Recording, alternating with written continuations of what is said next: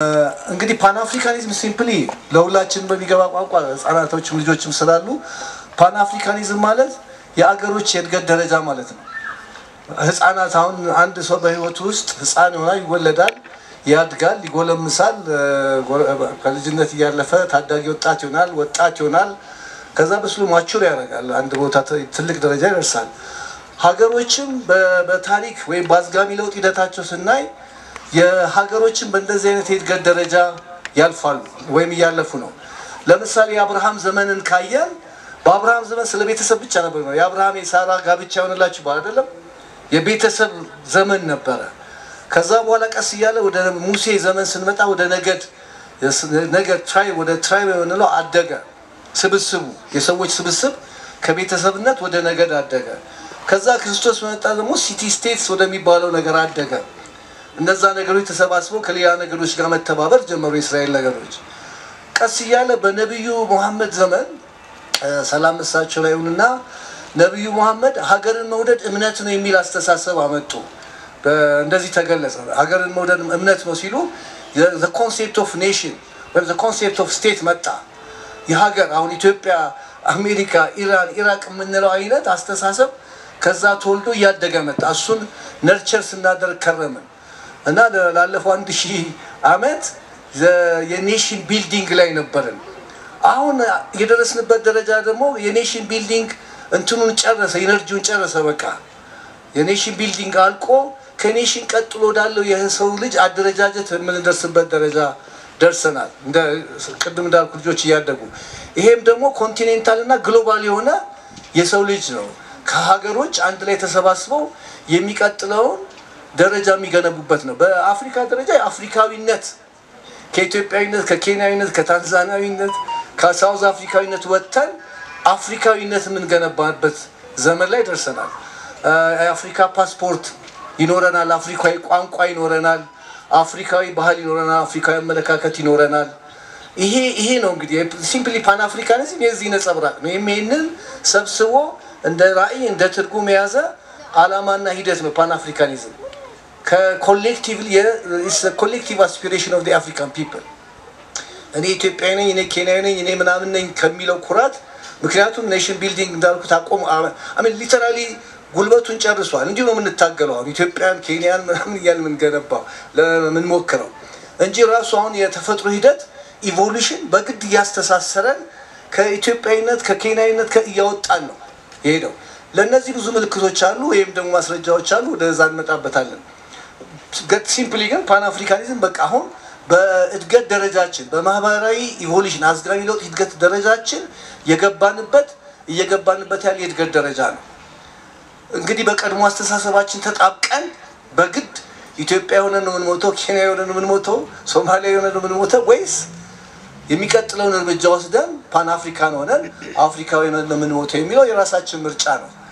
ምርጫው ደግሞ ኮንሲኩዌንስ አለው። የምንመርጠው ኢትዮጵያዊና የምንለው ናሽናል እንትናችንን ይሄ ጠባብ ብሔርተኝነትን እያራመድን ከሆነ ያው ከዘመኑ መንፈስ ጋር ስለማይሄድ ጠፊዎች ነን ማለት ነው። እየተደራጀን እየተሰባሰብን ግን እንደ አንድ አካል እንደ አንድ መንፈስና ነፍስ የምናስብ ከሆነ አፍሪካዊነትን ፕሮሞት ልናደርግ እንችላለን። ይሄ እንግዲህ መነሻው ምንድነው? በ1884 እና 85 አካባቢ ነገሩን ያፈጠነው እንዴት እንደሆነ ለመንገር ነው። ትንሽ ታሪካዊ ክስተቱን ልንገራችሁ። በርሊን ውስጥ የአውሮፓ ኃይሎች ተሰባስበው አፍሪካን ለመቀራመጥ ስብሰባ አደረጉ። የአውሮፓ ኃይሎች በቃ ልክ እንደ ዳቦ ቅርጫ ማለት ወይም እንደ ስጋ ቅርጫ አንተን ወሰድ አንተኛውን ግዛ ብለው ተነጋገሩ። ከዛ ወደ አፍሪካ መጡ። እንደምታውቁት አውሮፓ በሙሉ የአፍሪካን ሀገሮች ተከፋፈሉ በቀኝ ግዛት። ኢትዮጵያ ግን በራሷ ትግል ታግላ በ1886 እንደምታውቁት የአድዋ ድል ኢትዮጵያ ጣሊያንን ድል አረገች። ያ ግን ድል ዝም ብሎ ኢትዮጵያዊ ድል አልነበረም። እንደምታውቁት የለካ ጥቁሮች ነጮችን ማሸነፍ ይችላሉ ነው አውሮፓውያን ኮሎኒያሊዝምን መቋቋም ይችላሉ የሚል የአስተሳሰብ ተጸነሰ በዛ ጊዜ። ያ የተጸነሰ አስተሳሰብ ከኢትዮጵያ አልፎ ወደ አፍሪካ ወደ መላው ዓለም ተቀጣጠለ። ከዚህ አልፎ አፍሪካ ወይም ደግሞ በስሌቨሪ በባሪያ ንግድ በኮሎኒያል በተለያየ ምክንያት ኢቭን ከአፍሪካ የወጡ ጥቁሮችን ሁሉ አነቃቃ ይሄ መንፈስ።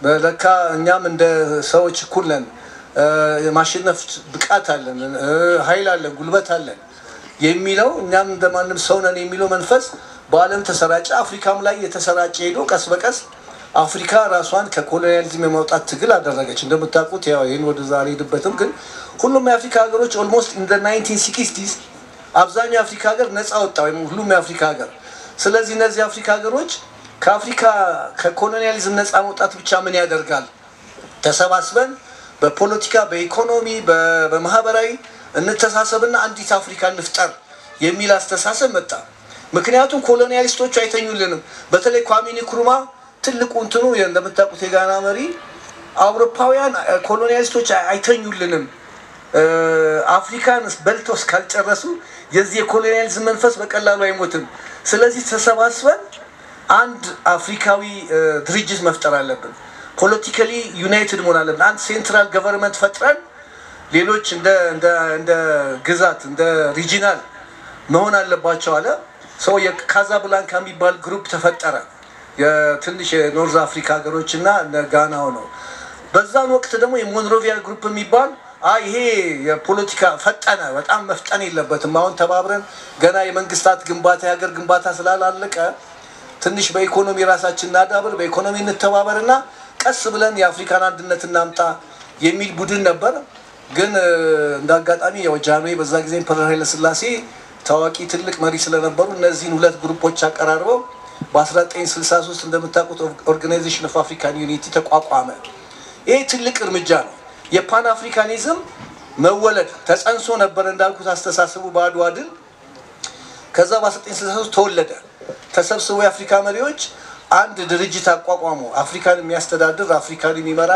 ለአፍሪካ የብልጽግናና የሰላም ዘመን የሚያመጣ ከ1963 ጀምሮ ይሄንን አፍሪካ ብዙ ስራ ሰርቷል ኦፍ ኮርስ የአፍሪካ መሪዎች እንደምታውቁት በጣም ታላላቅ መሪዎች ራዕይ ያላቸው ሌላው ቀርቶ ታውቃላችሁ የጀማል አብዱል ናስር የግብጽና የጋናው ልጆቻቸውን እስከማጋባት ደርሰዋል አፍሪካን ለማስተሳሰር ምሳሌ ለመሆን እና ትልቅ እርምጃ ነበር የወሰዱት ራዕይ የነበራቸው መሪዎች ነበሩ ነገር ግን ንክሩማ እንደፈራው ኮሎኒያሊስቶች አልተኙም አሁን ስለዚህ አፍሪካን የቻሉትን በግድያ በተለያየ በመንግስት ግልበጣ በተለያየ ዘዴና ተጽዕኖ እነዚህን የፓን አፍሪካኒዝምን የወለዱና ያሳደጉትን ጨረሷቸው እንደምታውቁት ቀስ በቀስ ኢንክሉዲንግ ኤምፐረር ኃይለ ሥላሴ ምናልባት በ1953 የነበረው ግርግር ፓርትሊ የዛ ታሪክ ነው ባይዘዌ ትንሽ ኢትዮጵያ የተማሩ ሰዎችን አሰባስበው ንጉሱን የማስወገድ ተግባር ተካሂዶ ያው ሳይሳካ በኋላ በ1974 የጃንሆይ የደርግ ግልበጣ ይሄ ግን የተማሪና የእንትን እንቅስቃሴ ብቻ ነው ብላችሁ አታስቡ አሁን እንደምንናገረው እንደምናቀው የነ ምንድነው የወጣቶቹ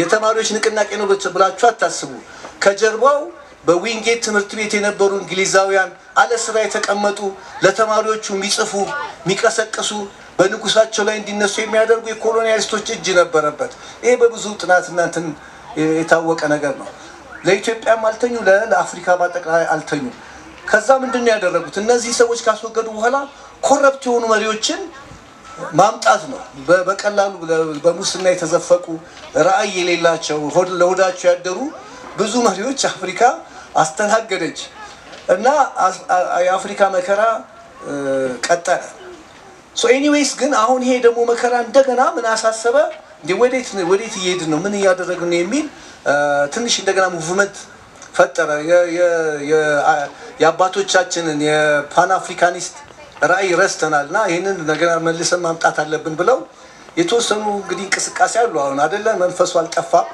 በ2013 አፍሪካ ዩኒየን 50 ዓመቱን ሲያከብር ኦርጋናይዜሽን ኦፍ አፍሪካን ዩኒቲ የተባለው አፍሪካ ዩኒየን እንዲሆን ያ በተወሰነ ደረጃ የፓን አፍሪካኒዝም ራዕይ እንዲሻገር ከዛ በኋላ ቀደም ፕሮፌሰር ፓኖስ የጠቀሰው የ50 ዓመት አጀንዳ ቁጭ ብሎ መሪዎቹ ተሰባስበው አጀንዳ 2063 አፍሪካ ዊ ዋንት የሚል ብዙ ራዕይ ያለው ብዙ የሚቀጥል 50 ዓመት እንግዲህ እነዚህ ወጣቶች ናቸው ይሄንን የ50 ዓመት አጀንዳ የሚያራምዱት እኛውላችን እንሄዳለን እነዚህ ግን ማወቃቸውና አሁን ይሄንን ነገር ማድረጋቸው አጀንዳውን ማወቃቸው አፍሪካ ወዴት ለመድረስ እንደምትፈልግ ያሳያል ነገሬን ለማጠቃለል እንግዲህ አሁን ስናይ የፓን አፍሪካኒዝም ብዙ ጨለማ ነገሮች አሉት።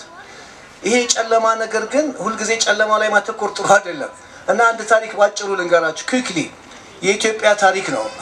ሊግ ኦፍ ኔሽንስ ከተቋቋመ በኋላ እንደምታውቁት የመጀመሪያ መንግስታት ማህበር ከፈርስት ወርልድ ዋር በኋላ ከመንግስታት ማህበር ተቋቁሞ ነበር እንደምታውቁት። በዛ ጊዜ ጣሊያን ኢትዮጵያን ስትወር የአውሮፓ ኃይሎች የሊግ ኦፍ ኔሽንስ ውል ስለነበራቸው ጣሊያን ላይ ቀባ አደረጉ፣ ሳንክሽን አደረጉባት። ለምን ኢትዮጵያን ወረርሽ ብለው፣ ምክንያቱም የመንግስታት ማህበር አባል ሆና ነበረ። ነገር ግን ኦሬዲ እነዚህ አውሮፓውያን የንግድ የኮል ንግድ ያካሂዱ ነበርና ጀርመንም ጣሊያን እንግሊዝም ሁሉም ቀባውን ጣሱ እና ጣሊያንን በትብብር ከኢትዮጵያ ሳያስወጡ ቀሩ።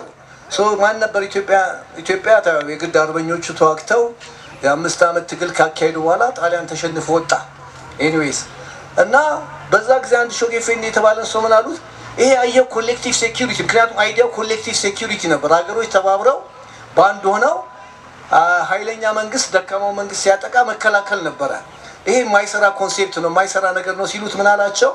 ኖ አክቹዋሊ the idea or the concept of collective security is now born አላቸው። አሁን ተወለደ፣ ሞከር ነው። ቀስ ብሎ እያደገ ይሄዳል። እንደ ህፃን ልጅ ማለት ቅድም ያልነው ናቹራሊ ህፃን ልጅ ነርቸር ካረግ ነው እያደገ ያለ። አሁን አፍሪካ ዩኒየን ጎረምሳ ልጅ ነው ማለት እንችላለን። ምክንያቱም አፍሪካ ዩኒየን ኮሚሽን የሚባል ትልቅ አምብሬላ እንትን አለ። ከስሩ ኮሚሽንስ አሉት፣ ኤጀንሲስ አሉት። ትልልቅ በባህል በሳይንስ ላይ የሚሰሩ እንደ ኤኮሶክ የመሳሰለ፣ ሲቲዝንሺፕ ላይ የሚሰሩ እንደ ሳይዶ የመሳሰለ፣ አፍሪካ ፓርላሜንት አለ፣ ሳውዝ አፍሪካ ቤዝ ያደረገ ሂውማን ራይት ኮሚሽን አለ፣ ጋምቢያ ያለ። በሙሉ እነዚህ የአፍሪካ ዩኒየን ኦርጋን ናቸው። ልክ አንድ ህፃን ሲያድግ የተለያየ ኦርጋን እንደሚያወጣ ማለት ነው። ኦሬዲ እንትኑ አለ፣ ስትራክቸሩ አለ። አፍሪካ ሁሉም ነገር አለው። ስጋና ደሙ አጥንቱ አለ።